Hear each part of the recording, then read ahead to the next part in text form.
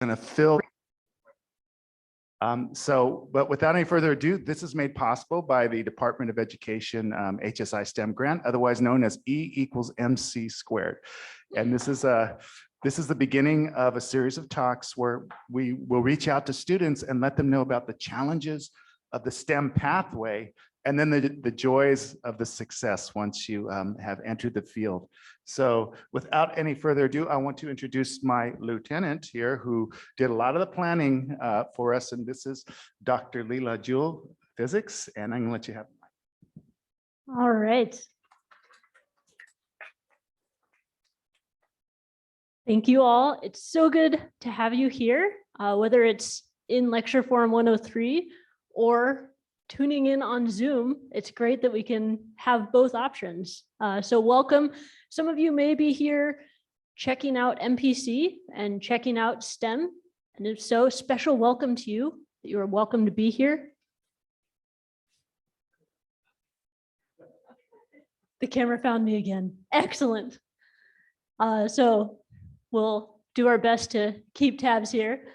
I wanted to highlight one quick announcement before I introduce our speaker, which I'm so excited for you all to get to meet and get to know. And that's that MPC and CSUMB have a special collaboration program with an introductory research apprenticeship or college apprenticeship research experience. Whew, I care. Let's get the slide up there so you can see what I'm referring to. There we go, and the camera found me too. So this is a great opportunity to try out research. If you've never tried out research, it's either a 5-week program or a 10-week program. Either way, there's a stipend involved, which is great. And so as MPC students, you're especially encouraged to apply and check this out. One of the big catches is the deadline is this Thursday, May 5th. So that is coming up quickly. I know we're in the middle of midterms, but if you have any interest in checking more out about research, probably maybe after today's talk, I encourage you to look more into this. So that's available to you. All right. So we'll stop share for a moment, bring the Zoom room back, and we can see there are more people than before. So welcome to those people as you keep trickling in. It's so great to have you here. And now I have the honor of introducing our speaker, Dr. Nicole Madfis.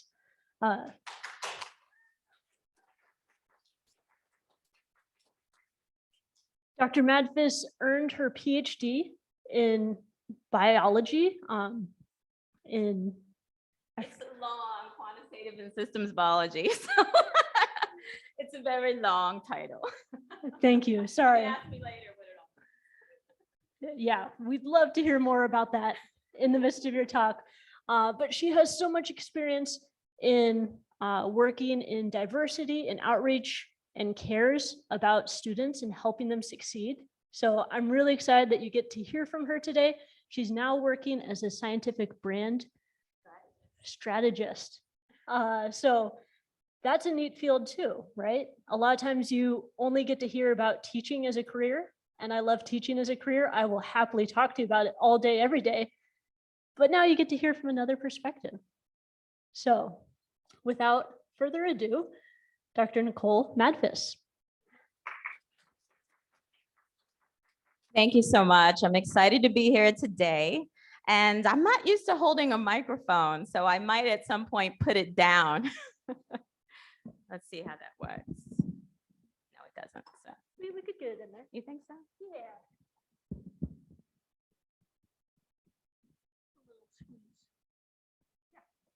Can everybody still hear me, even from back here? How about over Zoom? Is that better? Can Got you guys hear me on Zoom? Got Can a you see thumbs up. me? Thumbs up, yeah. Okay, sounds good. Okay, so let me just get a survey of the room. It's a small crowd today, but I want to know who I'm talking to in case I have to change some of the things I'm going to say. So how many students do I have in the room? Oh, awesome. Yeah, thank you so much. And then hopefully you can tell your friends to take a look at the Zoom since it's going to be recorded. if you find something helpful in this for you today. It's a beautiful day. I'm very happy for that. It's spring, and this is the first time I've been on this campus. It's an actually beautiful campus. And I hope to, find out more about it. I've been thinking about taking some dance classes here. So I think that would be, I think would be fun. So I also live here in Monterey. I've been here for more than 3 years, and I'm very excited to get more involved in the community. And thank you for inviting me. If you see me in Target, say hi, but please know that it's because I'm probably being dragged by my mad scientist, slime obsessed 10-year-old. She's here in the crowd today towards the glue section. So she has a budding slime business, and she sells it to her friends for at least like $5 for one of these little tubs. So have something going on there. So let's see. There she is. So this day I was working in the lab late, and her daycare center was right nearby. And so one of my lab friends was actually showing her how to perform protein expression before a Western blot. And so she did that for a few hours while I was working. So it's really exciting that we can also foster and mentor kids as young as this, and they would be able to understand some basic ideas about science. Well, first I want to thank Dr. Lindsay Peelman, who is a close friend, for inviting me here, and also Leela Jewell for talking to me. I mean, it's been like more than a month in the works and trying to get today set up. So as students, I want you guys to know that they care very deeply about your experiences. And most importantly, they seek out ways to smooth your path to discovery and success. That's a very important thing to have, and a very important resource to have. And I hope you're using that to great utility. And I also want to thank my daughter, Najoni, and my partner, Brian, who, like me, is a STEM PhD in creative. So I thought long about what I wanted to say to you. Like you, when I was your age, I was hopeful, hungry for information. And this is toward the students. I mean, some of you are probably still hungry for information, but we can talk more about that later if you have questions about what I did and what I'm doing right now.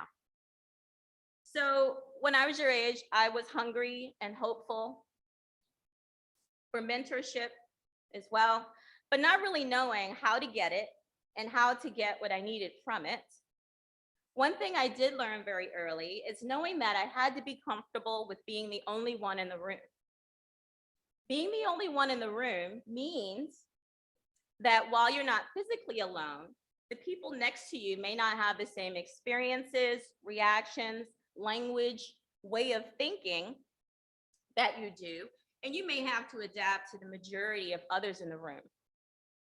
This can happen in your math, your science, your engineering classes, your place of employment, and your social circle. It can be a lonely place and lead to self-doubt, self-effacing, miscalculation about what's needed for success, and possibly delaying your goals. So you have to approach it with focused attention and a mindset.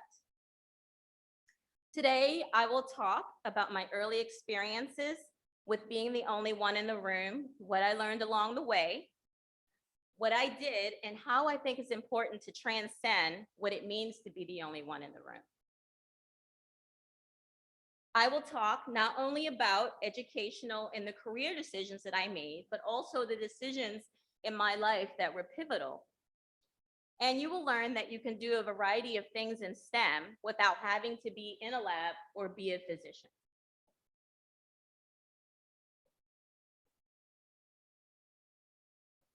I like this quote. He is not a scientist, but he did a lot of, amazing things. Richard Branson. So what I want to also, my first piece of advice, what I also want to tell you, get outside of your comfort zone and be open to take opportunities. I'm what you call a jack of all trades, meaning that I can do many things well, and I enjoy them. I've been a chemistry high school teacher, financial sales professional, stem cell researcher, scientific brand strategist, and soon to be entrepreneur. I'm very creative. I paint, dance, and write. My breadth of experiences will resonate one main message. Life is a journey to be enjoyed and to enjoy the opportunities that are presented to you. Along the way, I've learned how to reinvent myself, how to navigate the halls of the places where I wanted to excel, and most importantly, how to be my own advocate. I grew up as an early aspiring scientist. I'm from Baltimore, Maryland, which is a majority Black city. My parents grew up in the 1950s and 60s during Jim Crow era, and the whole city was segregated, much like the Deep South. They were the first for many things. They were the first in their families to go to college, historically Black colleges to be specific, the first to get professional degrees or certifications, and the first to have professional jobs. For all of their hard work, they did not escape poverty as they got older. The reasons why are another story and lecture for another time, and I would love to tell you about those perils. But probably much like you, from a young age, I had the ability to live vicariously from watching others and avoiding teen pregnancy, substance abuse, and hanging out with bad influences, even though I was directly exposed to all of those things that come with poverty. I chose to spend my money on experiences instead of personal items and going out. Don't get me wrong, these things are very important when you're young and they, excite you and things like that. However, I wanted to be a scientist or a physician, and I knew that that path required sacrifice. I sacrificed my comfort in being with others who looked like me and lived in my neighborhood. I had to become comfortable with being with strangers, being the strange one, and in new surroundings because I knew where I came from and I wanted to grow. In my mind, this was my way out. By age 12, for middle school, I was taking mass transit more than an hour away on 2 different buses to a mostly white school for a gifted and talented program. There, I was able to take Japanese, Latin, and be part of an orchestra, things that weren't offered in my local school. Then I attended a science and technology high school, again, far away from my home, that historically accepted only white males. I was getting very accustomed to being other and different. I was already very different from others in my neighborhood and family. And so when your label is different in your own surroundings, then you're already familiar with being different.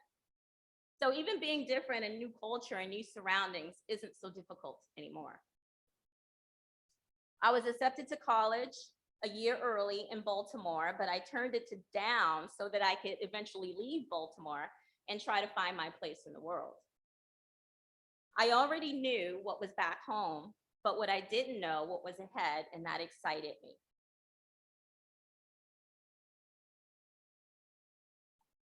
Beautiful, right?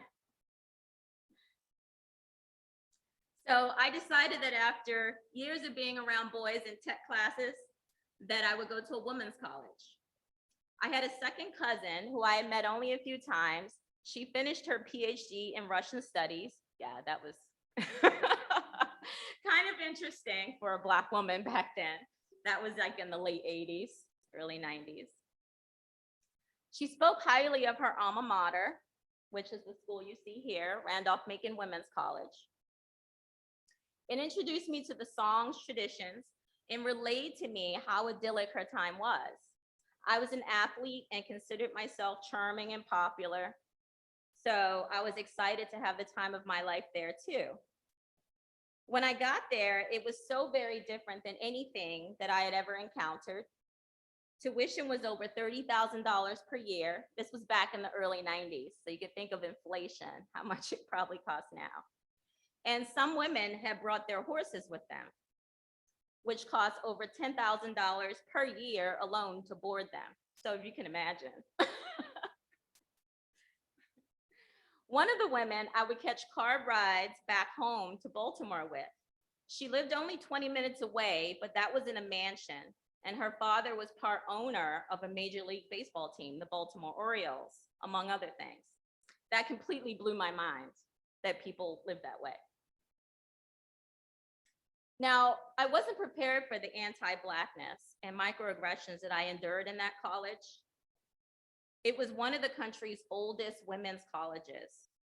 Calling my cousin hadn't explained any of that to me. The idea of anti-Blackness from others who weren't white and males was new. Learning that I would be one of only 7 Black women at the school that was established in Virginia in 1891 for well-off Southern women was almost too much to bear. It would be the first time to see a Confederate flag up close and instantly know what it meant in context. It would be the first time that anyone had touched my hair without asking, asked how I could do so many things with it, why I needed sunscreen, and why I dated outside of my race. On my sophomore year, Virginia elected a Black governor, and those parts of Virginia were livid. Along the route to my school near Charlottesville, Virginia, a sign read, "Welcome to Virginia, our peanuts are bigger and our governor's," and you can fill in the rest. I did not consider going home or transferring to another school, and that was not even an option because I was on scholarship at a very expensive school and I didn't have a backup plan. But most importantly, for the largely social, cultural, and economic isolation that I endured, I also felt very free. I was a new person in a new environment, and I could start over again and on my own terms. Sometimes I wonder how different my experiences would have been had I attended my mother's or father's historically Black colleges. However, I gained tremendous opportunities and had grown tremendously on a personal level, probably by being the only one in the room. I had to learn my strengths, be unapologetic for how I felt, and establish relational boundaries very quickly. I listened more than I spoke, and I learned how to interact with people from all over the world and from different backgrounds. I wasn't going to let anyone's flag or comments get in the way of that.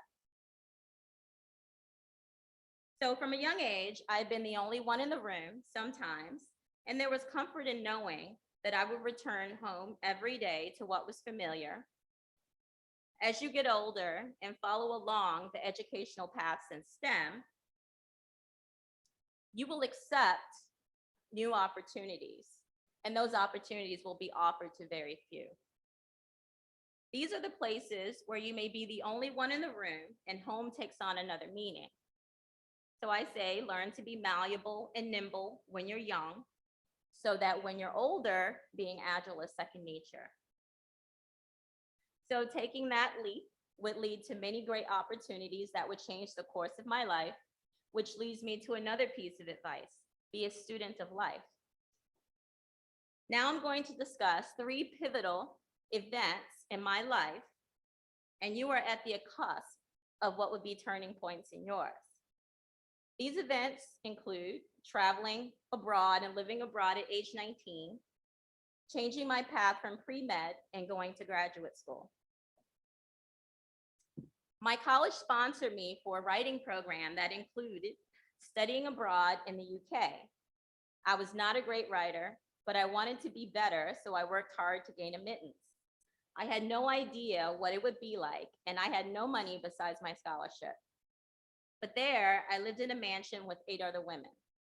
Every month, we traveled as a group to a region of England to learn about the culture and history, and then producing various papers and stories about it. In addition, I had a tailored course from two leading universities, Reading and Oxford, and I chose to also take dance classes in London. What made the greatest impression was a tutorial course called American Racial Violence. Tutorial courses have no more than 6 students situated in a stately private room. My professor was very commanding, knowledgeable, and I was surprised that our learning material came from primary sources in the form of books, interviews, recording articles, and things like that. So every week I had to read at least one book, write a paper about it, come back and present it to my classmates, get critiqued on it, and respond in real life. And that was amazing experience, very scary every single week. Highly recommend it. I like things that scare me, but highly recommend that too. So I may have been the only Black American at Reading University, and definitely the only one in that class of 6. I learned about the ugly parts of American history that was never taught by schools or universities to me in America, or to most of the people that I knew, irrespective of ethnicity or race. Only recently has some of these events been discussed nationally. Stepping outside of the country allowed me to see how the news is provided to Americans. You may read or see only one view, and it is rather narrow. That experience changed forever how I would get my news sources, how I learn, and to consider that most people do not have the full story or perspective. Sometimes you need to step outside to acquire a different view.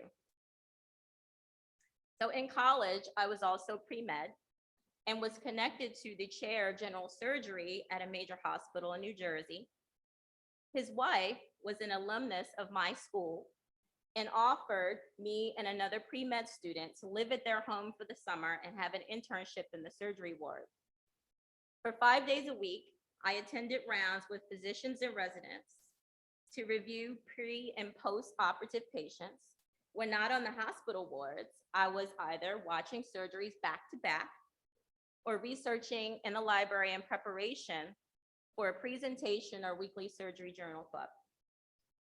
So here's another interesting piece of advice, piece of information. Did you know that surgeons and anesthesiologists, they tell jokes and play loud music while operating on you? You didn't know that? They do. So a few times when I had surgery, I would actually give them my playlist or tell them what I wanted to hear, listen to. And I said, could you play Soul Christmas? And they're like, well, we don't have that. I said, well, here's a couple. You can get them on Spotify, so they were laughing about it. Okay. But it was also amazing to see how dedicated, hardworking, and the high level of concentration that these professions require. There were heartbreaking moments and cases that I will never forget. That summer, I pivoted away from medical school. You remember that I grew up in a poorer neighborhood.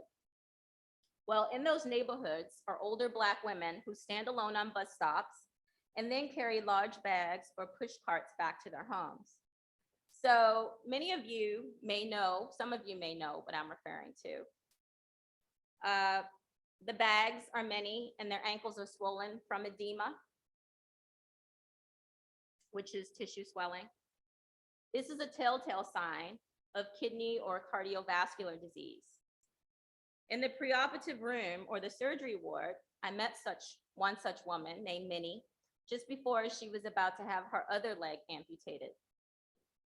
Complications from diabetes had left her partially blind in one eye and necrosis in her foot and calf.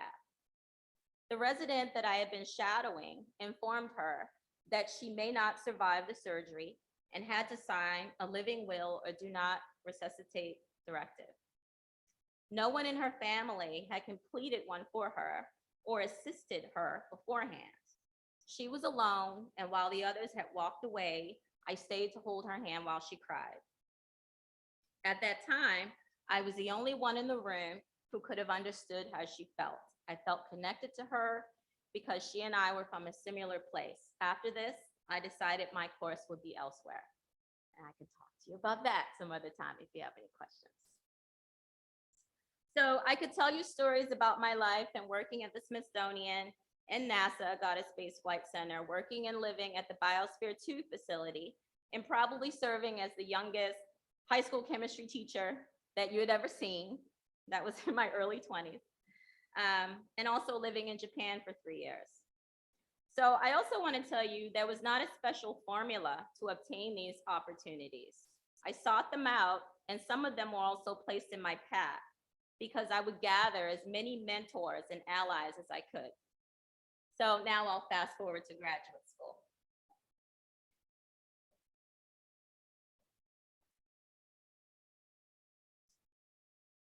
With only an undergraduate degree, I could not find a job in STEM that would allow a sustainable livelihood in Washington, D.C. Most of the open positions were for lab technicians or animal husbandry jobs. I had wanted to join the Human Genome Project initiative. I don't know if some of you guys remember that. But the pay was too low. I think it was like they were offering what, $16, $17 an hour? And I was just like, what? I mean, that just wasn't enough money. That's a noble profession. Those are noble professions to be a lab tech. I've been one before, and it's much needed. But at the time, I could make much more in a non-STEM career in sales, and that didn't require higher education. You will find that you may start on one path and then return to those things that make you happy and bring you passion. For me, that is science. So I decided to go to graduate school. So I moved to New Mexico from Washington, D.C., going remote in my full-time job, and embarked on a new mission of becoming a trained scientist. Before being officially accepted to graduate school, and that's because I went after the deadline for the application. So what I did, I took courses in the program alongside the Ph.D. graduate students to see if I would enjoy the coursework, if I could learn the material and get a position in a lab so I could quit my full-time job. So taking courses wasn't as expensive as you would think, because after 6 months of being there, I could apply for in-state resident status and pay a much lower fee per course. That's an important point. Within 18 months, I had earned more than 30 credits towards a master's, a spot in the PhD program, lab experience on my resume from 3 different disciplines, infectious disease, neuroscience, and immunology, a handful of mentors, and lifelong friends. I know that this works, and quickly, because I did it twice. The second time I moved to California with my then partner. So you'll see here sort of like a one-side summary of my research from my doctoral research. So I was the first African-American and African-American female doctoral student in my program at the University of California, Merced, and the first one to graduate. I was also a parent to a small child. She's right here, much older now. And I was also older than most of the science and engineering graduate students. I already enjoyed professional experiences. It was closer in age to many of my professors. In graduate school, you will draw upon all of your experiences to communicate, organize your research, and overcome hurdles when things don't go as expected. You have to believe in yourself, your skills, and that no one was born a good researcher or a scientist. These things are taught through experience, persistence, and constant reevaluation of the scientific process. How many PhDs are in this room today? Oh my goodness. So you guys all know what I'm talking about. So the scientific process is a slow process, and you will become a student of life, realizing the vast amounts of information you do not know and the constraints you have in learning them. You will also find your passions. My life and professional experiences will prepare me to be nimble and ready for mental and physical challenges. Earlier in my life, I worked 2 jobs during school and every summer for extra money.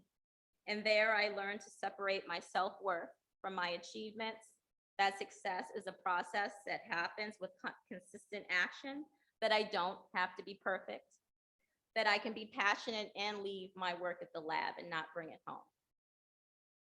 Most importantly, that my perspective and contribution as an observer to my research and my endeavors are as important as others in my organization. In research, you will rarely be the most intelligent person in the room, but you can be resourceful, compassionate, and ethical. In most science professions, you will be challenged and you will have to defend your assertions and your ideas. At times, rebuttals and criticisms will feel personal, and sometimes it could be quite honest. However, what others think of you and how they regard you is not your business. You have to be focused on producing good science. That means getting many opinions, understanding your project, and why your findings are significant within the field. Most importantly, how it fits within the big picture of improving human health and making society better. Choosing a topic very curious about and a field you would like to find answers to that is cutting edge and require that you learn a diverse set of highly desirable skills. Those skills, I learned molecular biology, imaging, instrumentation, analytical skills, training, leadership, giving presentations. I taught as well. In most cases, you'll be paid a stipend, and if careful, you will take on nominal debt, depending upon where you live. That is very, very important. You have to think about those things too. Don't be afraid to travel and live in another state, city, or try a new discipline. So I'll go back to this one-side summary here, because I'm sure you guys have been looking at it, trying to decipher what it is that you're looking for. I also have like a 3 to 5 minute presentation on YouTube. You can look up my name and take a look at it. I explain my research in layman's terms. So here I combine stem cell biology and tissue engineering. And you can't see the entire thing here because the camera's in the way.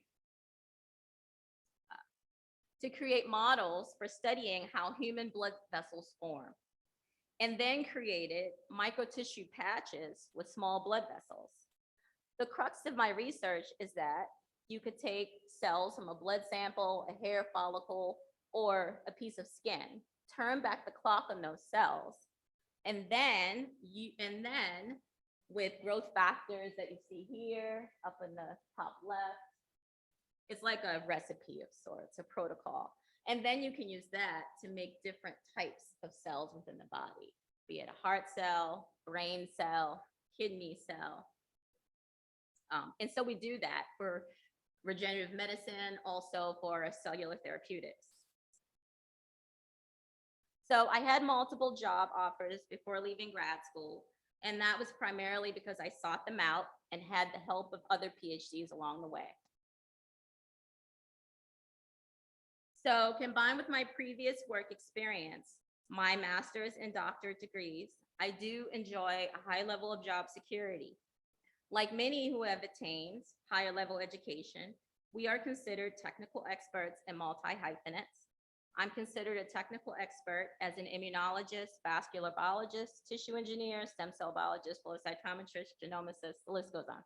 So when you go for the PhD, you will pick up, or master's or whatever higher education outside of undergrad, you will pick up other skills along the way because you have to become experts and proficient at those tools to be able to conduct your research.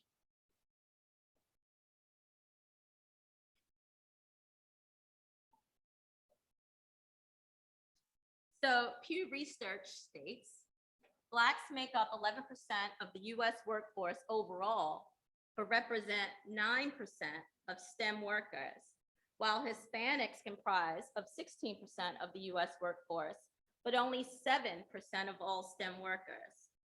And among employed adults with a bachelor's degree or higher, Blacks are just 7% and Hispanics are 6% of the STEM workforce. In spite of the earnings advantage that STEM workers have over non-STEM workers, the gender wage gap is wider in STEM occupations than in non-STEM jobs. I find that's a travesty, but this is one of the reasons why we're all here to help out others and pave the way and show that we can do a variety of different things, no matter what our ethnicity, our race, or our gender. So women, Blacks, and Hispanics are still the lowest paid in STEM. The main potential barrier for STEM employment overall is attaining a higher level of education.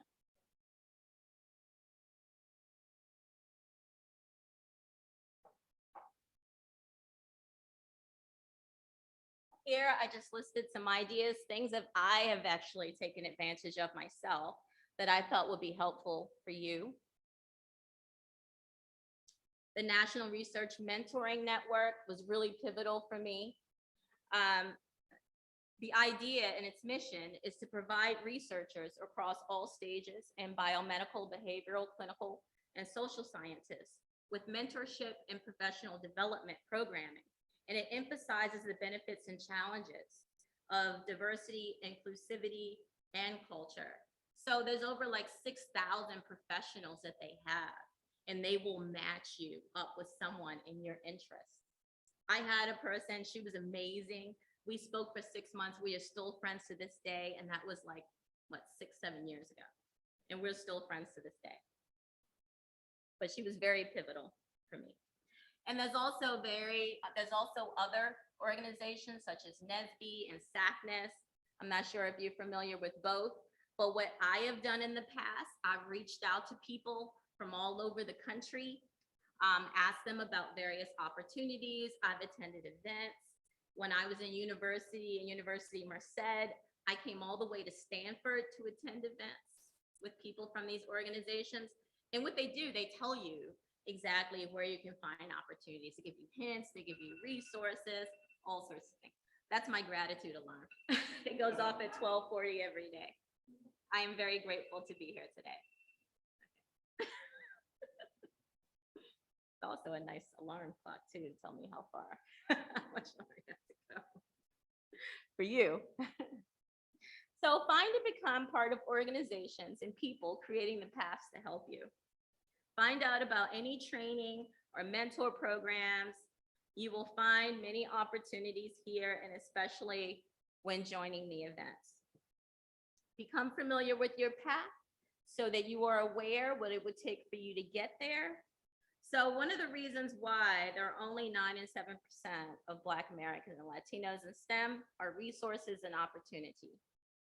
So professors and Ph.D. researchers undergo rigorous training.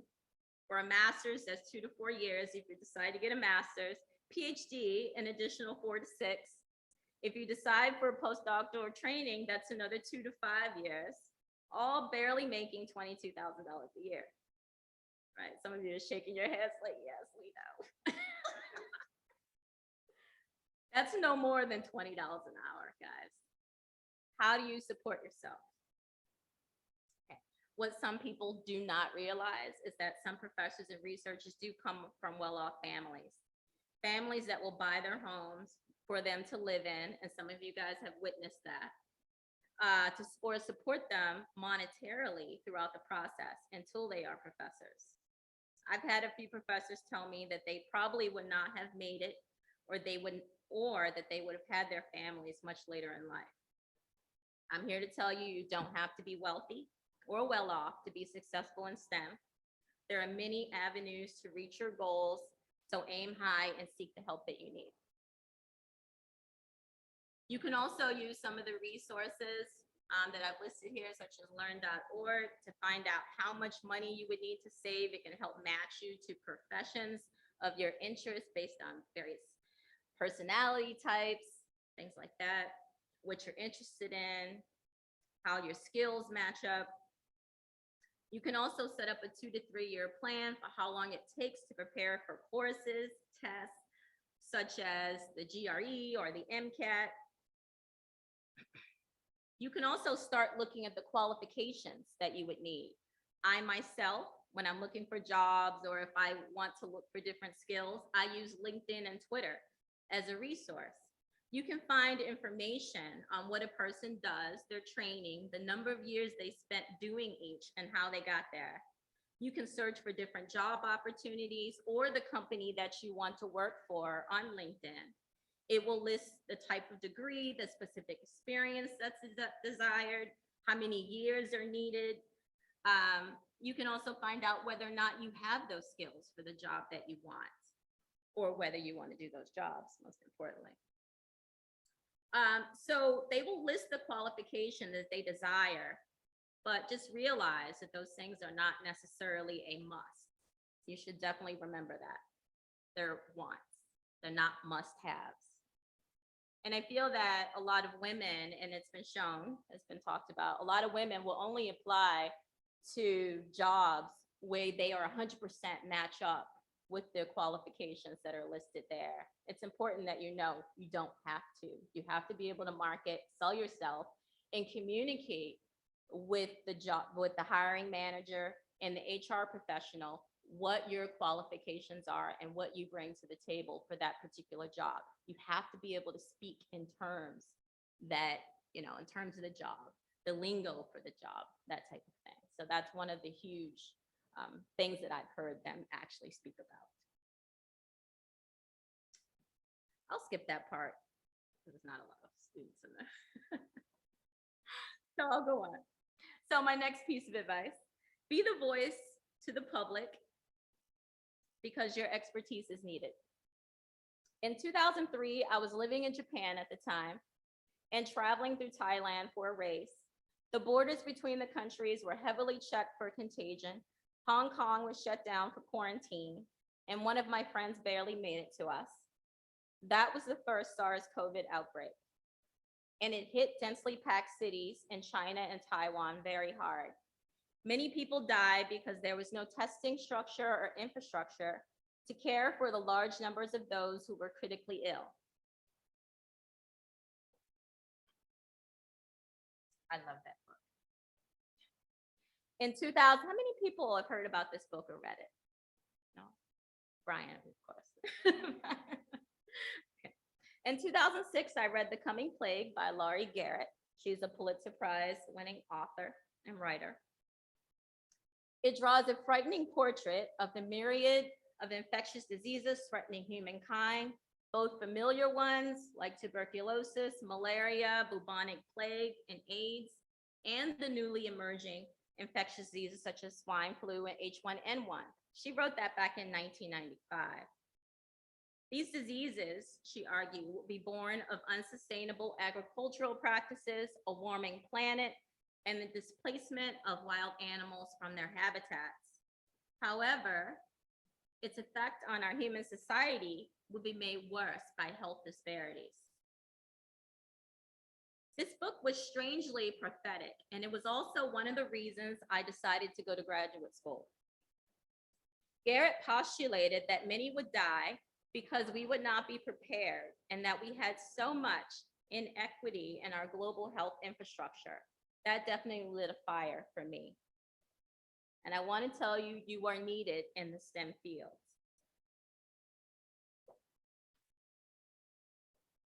And I think we all know this at that point, but I'm just reiterating. Across the country, Black, Asian, and Hispanic or Latino communities had higher rates of infection and death during the COVID-19 pandemic for any age group. Within California, the same trend was reported for Blacks and Hispanics per capita. The reasons why are attributed to occupation. A lot of people were essential workers, and they had to be in close conditions and in close contact with others. And this was really before they told us we needed to wear a mask, what type of mask, how long, we could be in proximity with each other, and also how severe this was. Also due to lack of access to healthcare, and then also underlying conditions that may have caused severe illness due to COVID, including asthma, diabetes, high blood pressure. So African-American, Filipino, Hmong, Hispanic, or Latino populations suffer disproportionately from chronic diseases such as high blood pressure, cardiovascular disease, diabetes, mostly due to diet and lifestyle, but also health inequities and a lack of preventative health care. So I say to you, become the advocate and expert for your family, friends, and community. They may not be able to understand the science of nutrition and exercise, but you can translate it for them. You see, science has a communication problem. Many scientists focus on the technical details of the what and how, but we often forget the why, and we fail to explain things in a simple manner, and also what, how, and why various topics should matter to them. You can do it like this. Ask about their health. Many are not taking their medications, visiting the doctor or dentist, going for walks, adhering to a healthy diet with less salt, processed foods with high sugar content and lots of chemicals. During my master's degree, I used to study a pathogen called Porphyromonas gingivitis. It's actually living in the plaques of teeth. If you don't get those plaques off, what happens is that your gums will be inflamed and those pathogens can get into your bloodstream through your gums. We've actually found those pathogens, Porphyromonas gingivitis, in the plaques in arteries. So they can cause cardiovascular disease themselves and heart attacks. So those things are really important, even the preventative dental care. You can ask them what type of foods they're eating. We live in the country's food basket, but often people are not getting nutritious foods they require. Older people, people who work long hours, and single parents who may not have the time or the ability to get affordable, healthy food options, or because there may not be a grocery store with fresh foods nearby. And so why does this matter? Health comes from 60% lifestyle and 40% genetics. And within the lifestyle component, your physical health is 80% diet and 20% exercise. These considerations are important to extend the lifespan, diminish healthcare costs, and to live a healthier, happier life, because health is wealth. When I go home, I have an aunt who has diabetes who will ask me to go through her cabinets and her refrigerator. She does not know how to read the labels that say organic and sugar-free, and often will buy things that have misreading labels. I've had conversations with older family members about the importance of taking medications daily, if required to do so, and also speaking with their doctors about pain and difficulty with medications. And also they could be taking 7 to 8, 9 medications at one time. That's too many. Okay, so a lot of times the older people in your family, they do need someone to help them communicate with their doctor. And so you can be kind of a conduit to help them. I am now a scientific brand strategist. In this field, I communicate complex scientific ideas effectively. My colleagues and I guide pharmaceutical companies, biotech, health and wellness brands, and how to appeal to their audiences authentically, ethically, and so they can improve human health. So in conclusion, there are many scientific professions that you can embark upon. Use all of the skills that you have acquired to make a fulfilling life for yourself. Businesses will want you for these skills and your willingness to learn. This is the time that you will meet lots of different people in STEM, taking classes, attending seminars, talks such as this one, attending conferences where you will meet people from all over the world.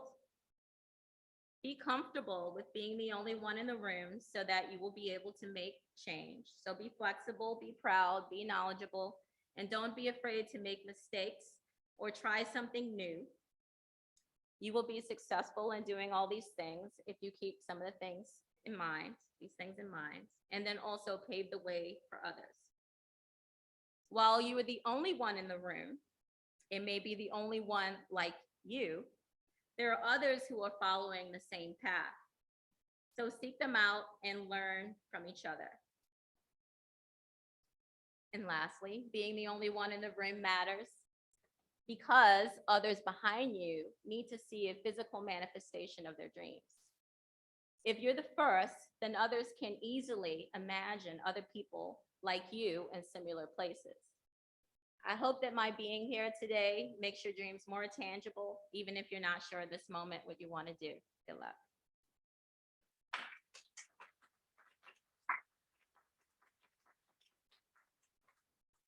I have a lot of data for you guys, don't I? But I cut all of it out. Anyway. Short on time, and there's so much that you could have gone into too. We still have a few minutes if you have questions, whether that be someone who is on Zoom or someone here, I'm happy to run around with a microphone. Yes, Lindsay.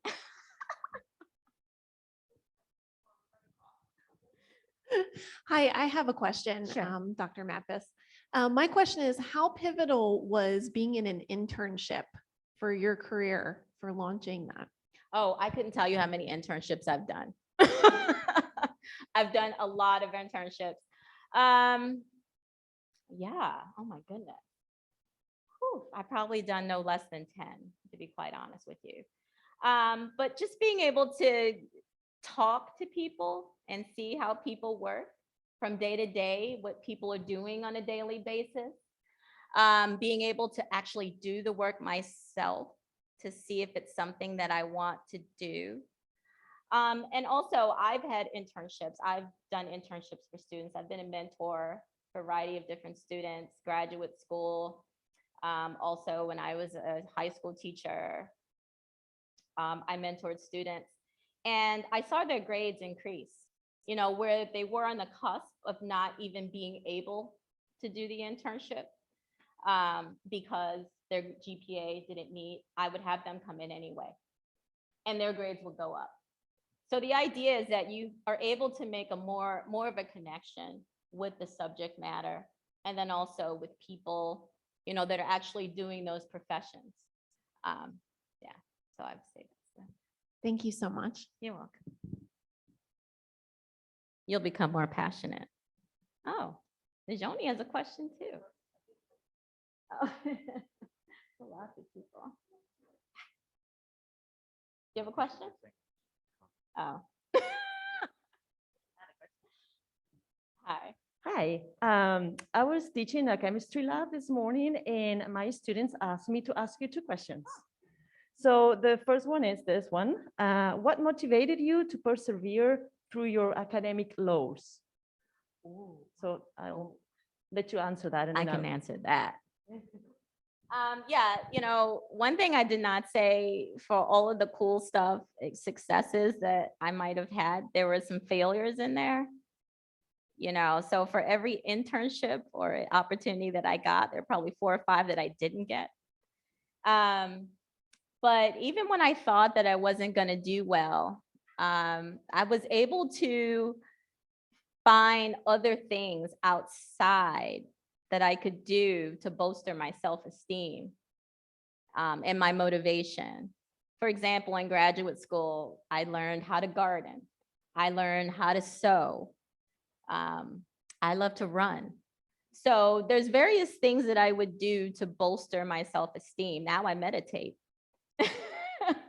You know, so I think of the little successes, things that you can do in yourself to bolster you. But also definitely seek help when you reach those academic lows. But I'm constantly doing things to bolster myself and to build up sort of like, you know, that reservoir of strength, you know, because I feel like in your life, your experiences and everything works like a bank. You have to be able to put lots of positive experiences into that bank. And there will always be things that are difficult to do. There will always be lows.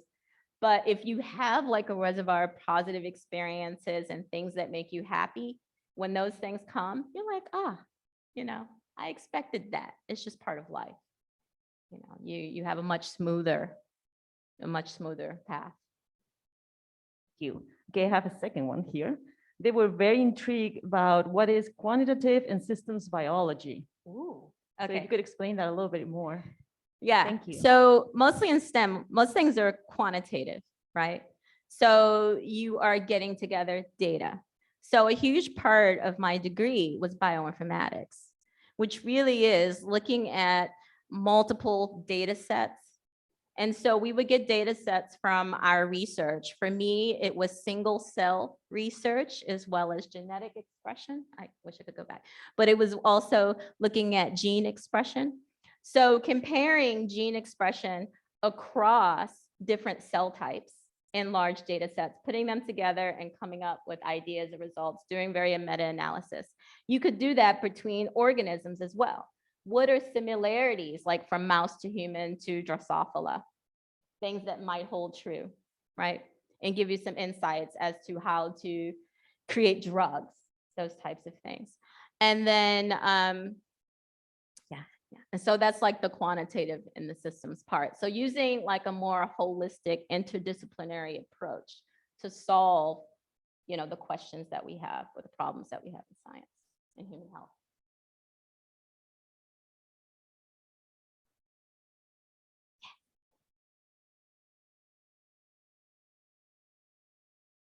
Thank you. Thanks so much for talking to us this afternoon. I want to kind of go back to the question of internships that was mentioned before. One of our biggest barriers for a lot of our students is, so much comes down to financial issues, right? And a lot of the internships offer money if you get them, which is great. Like one of the internships that was mentioned at the beginning.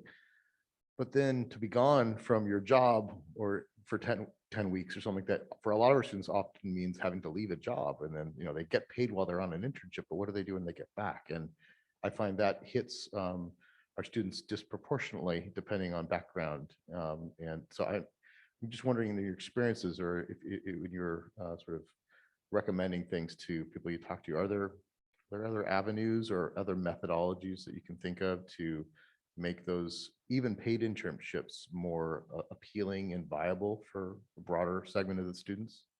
Yeah, that's a good question. I'm even imagining that here in Monterey, where it takes like an hour just to drive someplace else. So, and going an hour back and forth, even with the grain of traffic, can be quite difficult.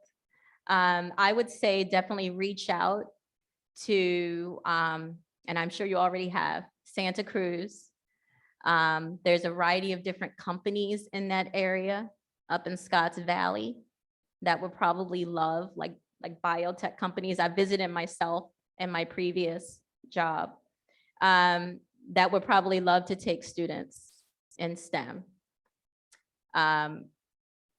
It's one of the corporate corporate responsibilities that companies have, would to be able to take students and mold them, also diverse backgrounds. A lot more companies are adopting DEI clauses, where they're trying to increase diversity in their workforce as well. There's a variety of companies in San Jose that would take clients, take students. And you can also say, we can only come maybe 1 or 2 days a week or something like that. You can find out about the programming in those areas. What I would start with are probably organizations such as NSBE or SACNAS, and see like what pipelines, what things they already have set up, and go that way. A lot of times you can set up sort of organization, you can set up various programs with monies that are set aside for that purpose. I would say try to get partnerships with organizations that are already in existence. I don't know any particular ones that are taking, students for 1 or 2 days a week, but they do that. CIRM is a very big, the California Institute for Regenerative Medicine. They set aside millions of dollars for students in STEM. And that's specifically for stem cell research, but they will give money to students who want to be able to go into a lab someplace else. They'll give you the money, you just find the lab, okay? And then you can do your work there. But yeah, I can continue to help you, find resources if you would like. Thank you. And connect you with the people that I know. Thanks so much. Okay. All right. Well, I wish we could keep asking questions in this large format, but we are technically at the end of our time together. I wanted to highlight a couple of announcements before we did fully break off. One is that this is not the last of the STEM talks. So we will be having another STEM talk in 2 weeks from now, with Dr. Ignacio Baradas, who is going to be presenting on math magic, which I'm super excited about because I always thought magic was just magic, but apparently there's math involved. So I encourage you to check that out 2 weeks from today, same time and place. And if you are here in person, the conversations can continue. We have a reception outside with some cookies and coffee. So please help yourself. One more thing, we'd love to get your feedback because this is not the last time we're going to do this series. The series is continuing in the years to come.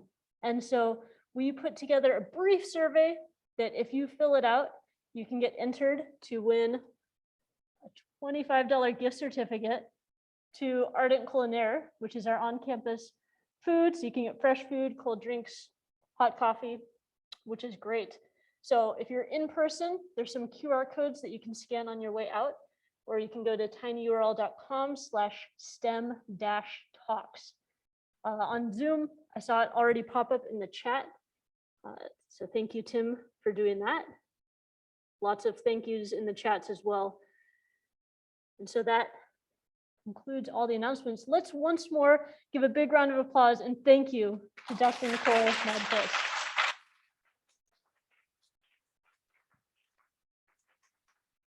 Thank you so much, everyone, for coming. Have a great rest of your day.